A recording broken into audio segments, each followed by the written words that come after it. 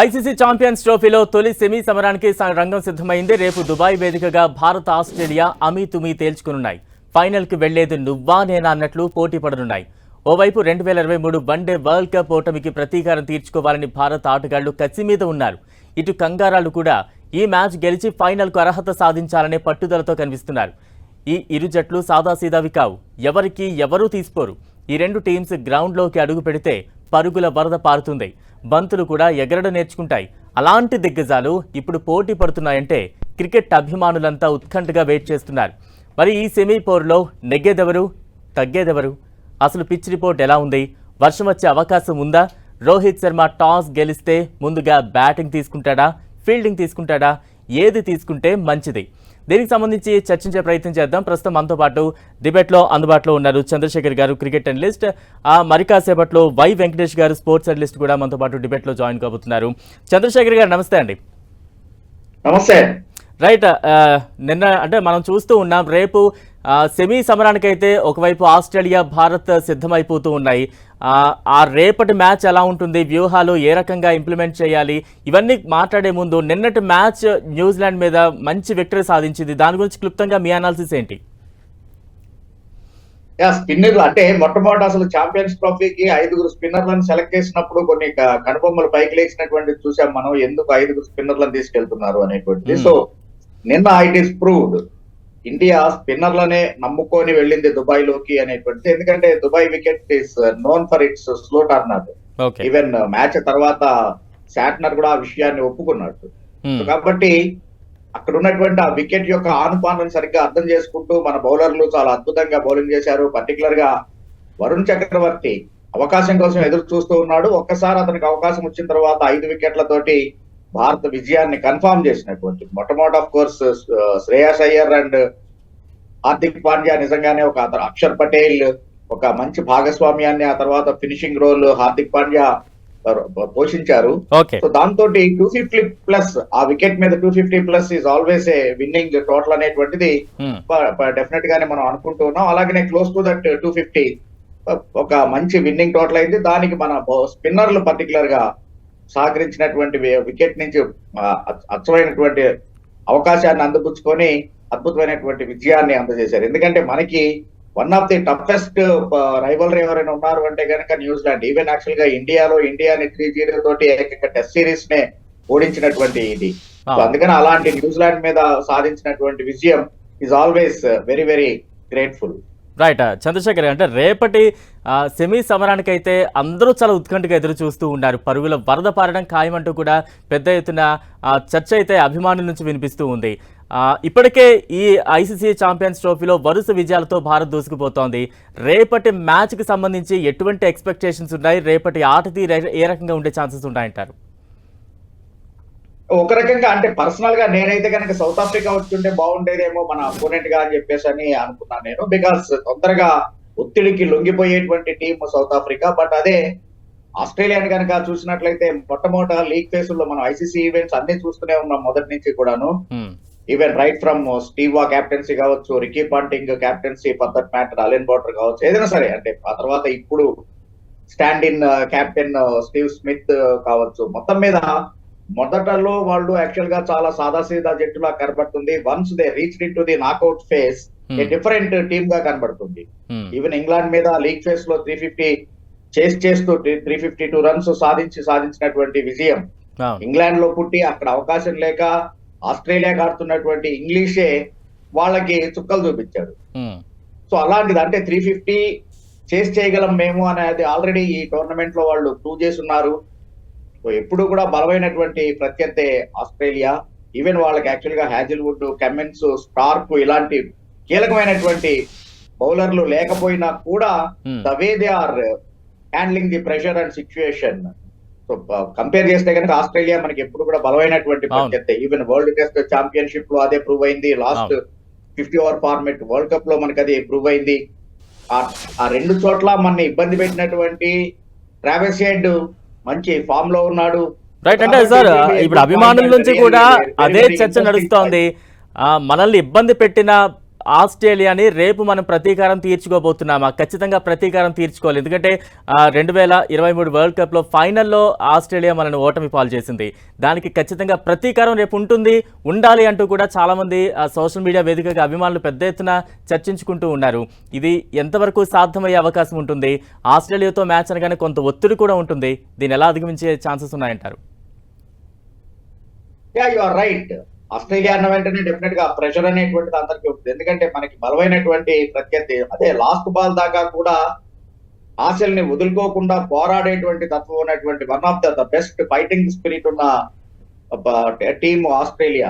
So కాబట్టి Australia ప్రత్యర్థి అన్నప్పుడు మనకు ఆ ఒత్తిడి అనేటువంటిది గ్యారెంటీగా ఉంటుంది. అట్లాగనే మీరు ఇందాక చెప్పినట్టుగానే 2023 వరల్డ్ కప్ ఫైనల్స్ కావచ్చు, even world Test championship finals కావచ్చు, వీటిల్లో మనని ఓడించినటువంటి టీం అది. సో అందుకని దానికి బదలా తీర్చుకోవాలి అని డెఫినెట్ గా టీమిండియా ఎక్స్పెక్ట్ చేస్తూనే ఉంటుంది. ఎందుకంటే ఆ తర్వాత రెండో సెమీఫైనల్స్ చూస్తే కనుక సౌత్ ఆఫ్రికా కావచ్చు, లేకపోతే న్యూజిలాండ్, ఆ రెండిట్లో ఏ టీం వచ్చినా కూడా మనకి ఇబ్బంది లేనటువంటి విషయం. కంపేరిటివ్ గా ఆస్ట్రేలియాతో చూస్తే కనుక మిగిలినటువంటి రెండు టీంలు ఓకే. సో అందుకని ఎట్లయినా ఈ గండాన్ని గడిచి ఫైనల్స్ కనుక వెళ్ళేట్లయితే డెఫినెట్ గా కప్పు మనదే అనేటువంటి కాన్ఫిడెన్స్ తోటి రోహిత్ సేనా ఉంది. ఈవెన్ ఇండియా క్రికెట్ అభిమానులు కూడా అదే ఎక్స్పెక్టేషన్స్ తోటి ఉన్నారు. కాబట్టి రేపు సరైనటువంటి వ్యూహాలతోటి వెళ్లాల్సినటువంటి అవసరం ఉంది. బౌలింగ్ విషయంలో కావచ్చు, ఐ థింక్ న్యూజిలాండ్ తోటి లాస్ట్ లీగ్ ఫేజ్ లో ఏ టీం అయితే ఆడిందో, ఎందుకంటే వరుణ్ చక్రవర్తి ప్రూవ్డ్ హిమ్సెల్ఫ్. సో అందుకని సేమ్ కాంబినేషన్ తోటి వెళ్లేటువంటి అవకాశం కూడా ఉంది. అంటే ఆస్ట్రేలియాను ఢీ కొనాలంటే ఏ విభాగాల మీద ఎక్కువగా ఫోకస్ చేయాల్సిన అవకాశం ఉంది? టీమ్ ఫార్మేషన్ ఏ రకంగా ఉండాలంటారు?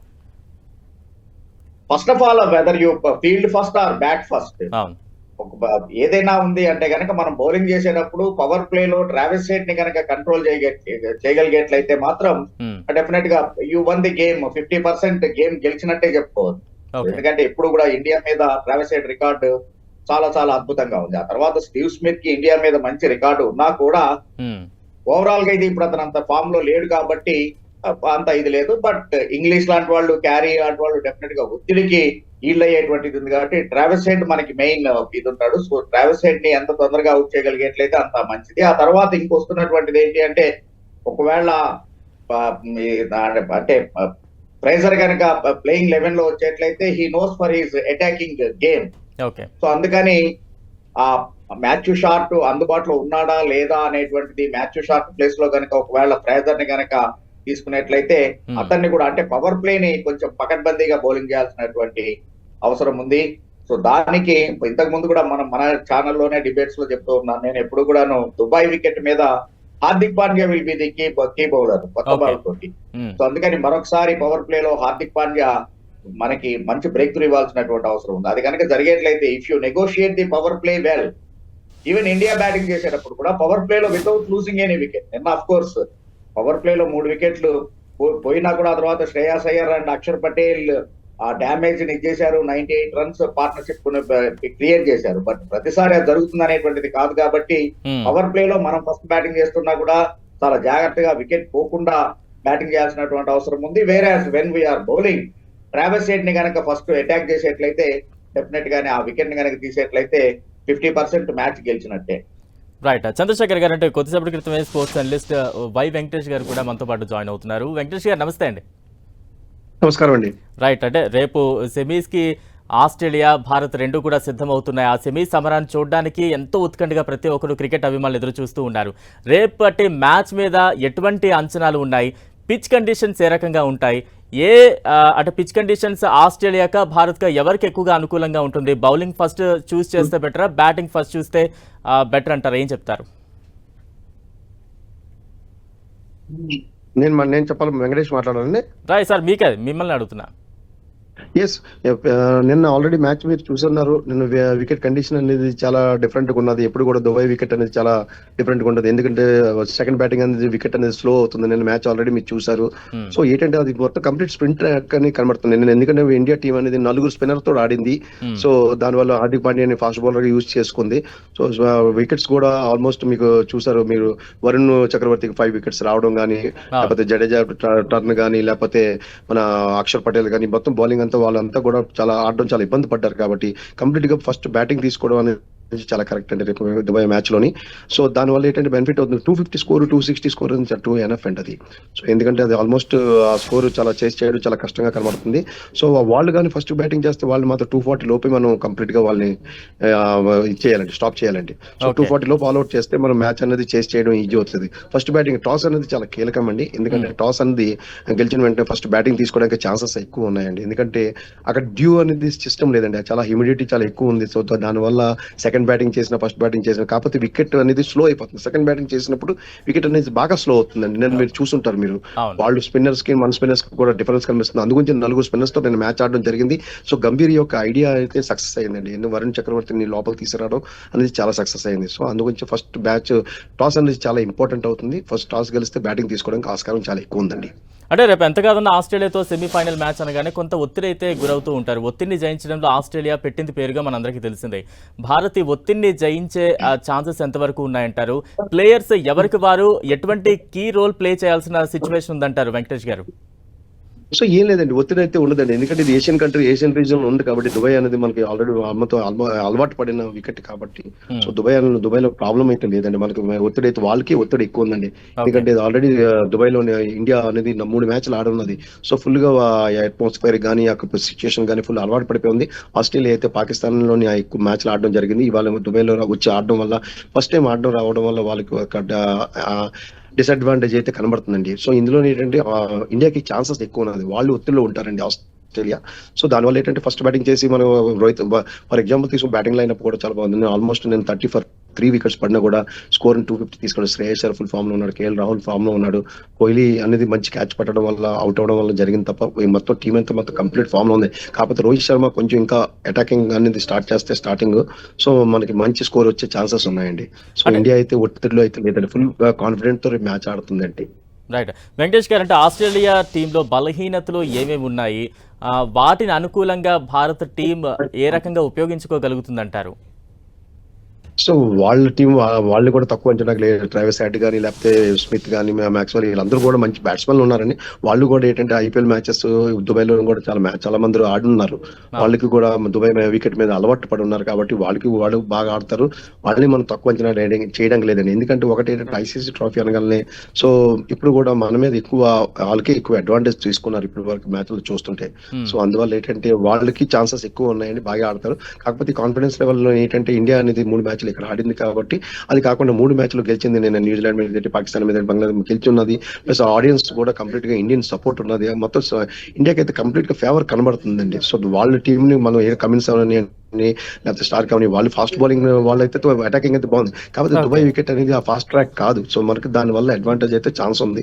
వాళ్ళకి స్పిన్నర్స్ 2 ఆడడానికి ఛాన్సెస్ ఉన్నాయి. సో దాని అడ్వాంటేజ్ కొంచెం చూసుకుంటే మనకు ఆల్మోస్ట్ స్టార్టింగ్ అంతా కూడా అటాకింగ్ స్టార్ట్ చేసిన తర్వాత స్పిన్ స్లో అవుతుంది అనుకోండి, వాళ్ళు యొక్క బౌలింగ్ కూడా అటాక్ కూడా బాగుంది వాళ్ళది కూడా. సో దాని మీద అడ్వాంటేజ్ అయితే ఇండియాకి ఛాన్సెస్ ఎక్కువ ఉన్నాయండి. సో అది ఎందుకంటే అందరూ కూడా టీం కంప్లీట్ కూడా 1 to 7 వరకు బ్యాటింగ్ లైన్ ఫుల్ ఫామ్ లో ఉన్నారండి. ఈవెన్ అక్షర్ పటేల్ కూడా బ్యాటింగ్ స్కోర్ కూడా చేస్తున్నాడు, మంచి ఆల్రౌండర్. అజయ్ జడేజా కూడా మనకి మొత్తం కంప్లీట్ గా జడేజా కూడా కంప్లీట్ గా మంచి ఫామ్ లో ఉన్నారు. సో దీనివల్ల ఏంటంటే మనకి ఆల్రౌండర్స్ హార్దిక్ పాండ్యా ఆల్రౌండర్స్ ఎక్కువ ఉన్నారు కాబట్టి మనకి మంచి ఛాన్సెస్ ఎక్కువ ఉన్నాయండి. వాళ్ళ మీద ఒత్తిడి పెట్టడానికి ఛాన్స్ ఉన్నాయండి. వాళ్ళ వీక్ పాయింట్స్ అయితే కంప్లీట్ ఇండియాకి తెలిసండి పొజిషన్ అంతా. రైట్ చంద్రశేఖర్ గారు, అంటే గతంలో భారత్ ఆస్ట్రేలియా మ్యాచెస్ని ఒకసారి మనం అబ్జర్వ్ చేసినట్టయితే ఎవరిది ఎక్కువగా పై చేయి ఉంది, మరియు ముఖ్యంగా కీలక దశలో ఎవరు ఎక్కువగా పై చేయి సాధిస్తూ వస్తున్నారు?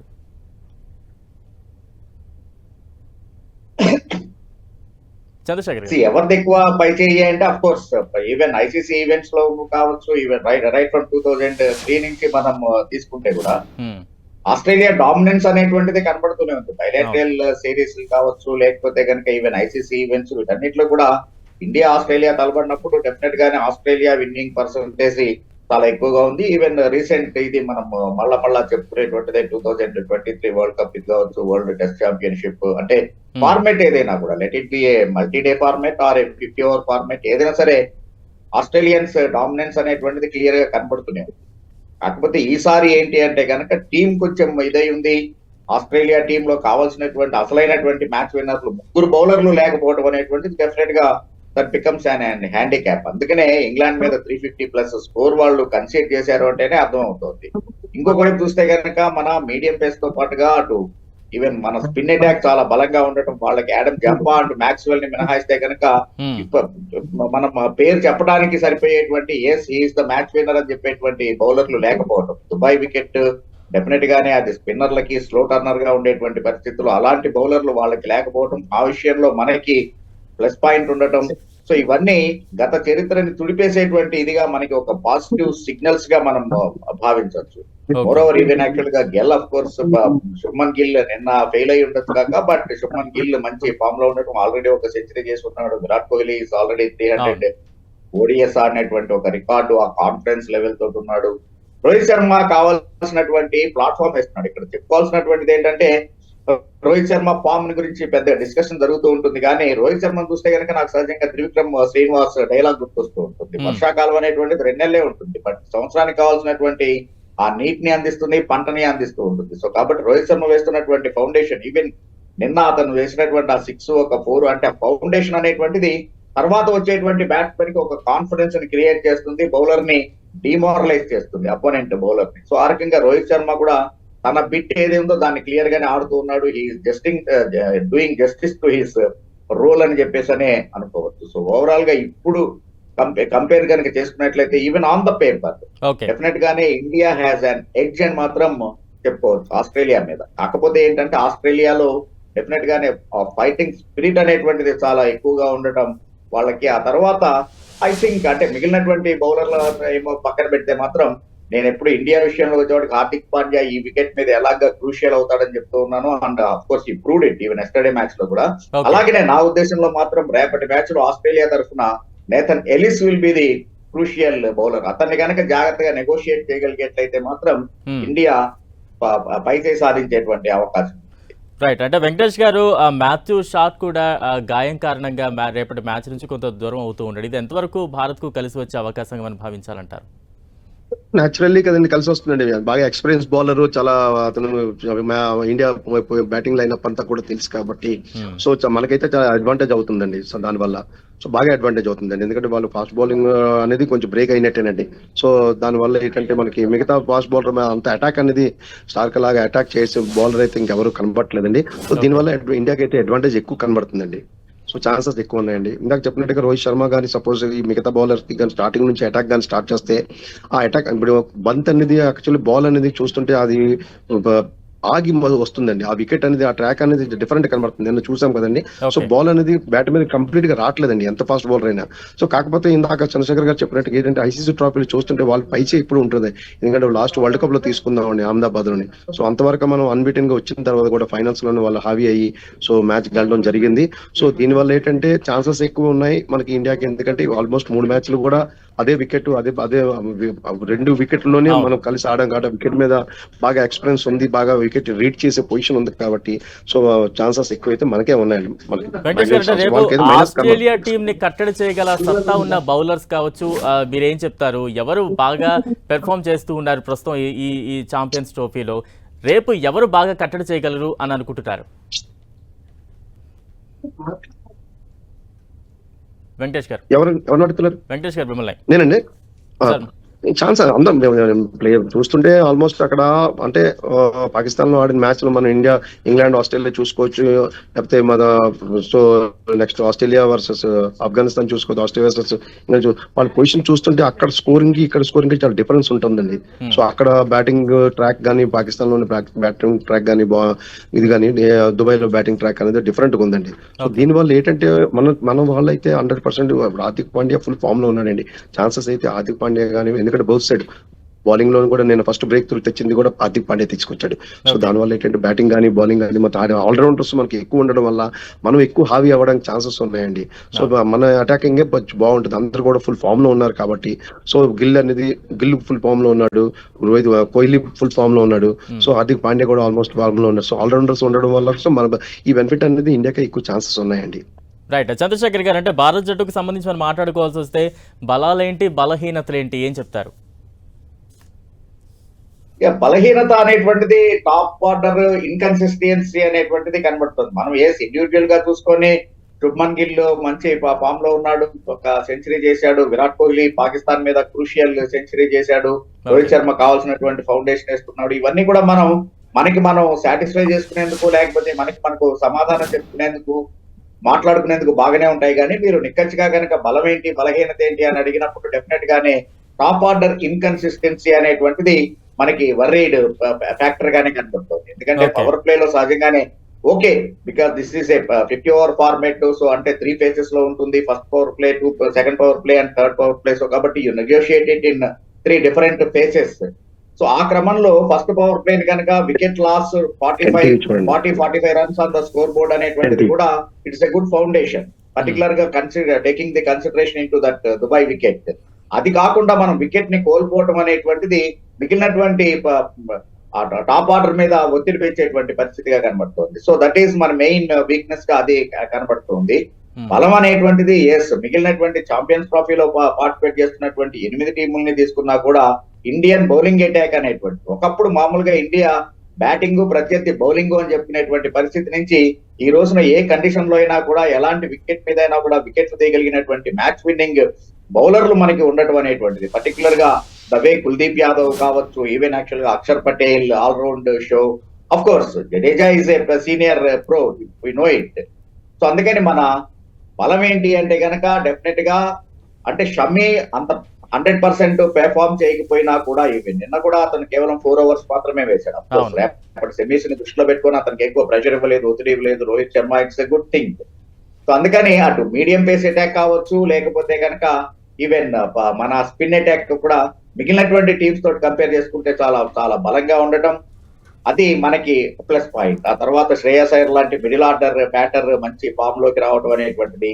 ఇంకొకటి ఏంటంటే మనకి అడ్వాంటేజ్, అక్షర్ పటేల్ నెంబర్ 5 లో బ్యాటింగ్ చేయటం అనేటువంటిది ఇక్కడ మనం గమనించాల్సినటువంటిది. అంటే అటు హార్దిక్ పాండ్యా కావచ్చు, కాదు లేకపోతే కనుక కేఎల్ రాహుల్, వీళ్ళని కూడా కాదని అక్షర్ పటేల్ ని టీమ్ మేనేజ్మెంట్ ప్రమోట్ చేస్తూ అంటే కనుక we can understand how strengthen our batting lineup అనేటువంటి.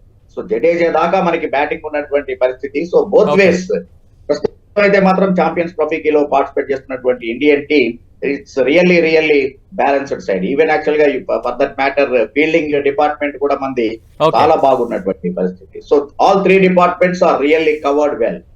రైట్, థ్యాంక్ యూ చంద్రశేఖర్ గారు, అలాగే వై వెంకటేష్ గారు మీ అనాలిసిస్ అందించినందుకు. ఖచ్చితంగా అనలిస్టులు ఒకటే చెప్తూ ఉన్నారు, రేపటి మ్యాచ్ ఖచ్చితంగా భారత్కే విజయావకాశాలు ఎక్కువగా ఉన్నాయి. ఆస్ట్రేలియా మీదే ఒత్తిడి ఎక్కువగా ఉంటుంది. భారత్లో అంతా కూడా మంచి ఫామ్లో టీం అంతా కూడా ఉంది కాబట్టి ఎటువంటి డోకా లేదు. ఖచ్చితంగా ఆస్ట్రేలియా మీద ప్రతీకారం తీర్చుకునే మ్యాచే రేపు అవ్వబోతోంది అంటూ కూడా వారు మనకి అనాలిసిస్ అందిస్తూ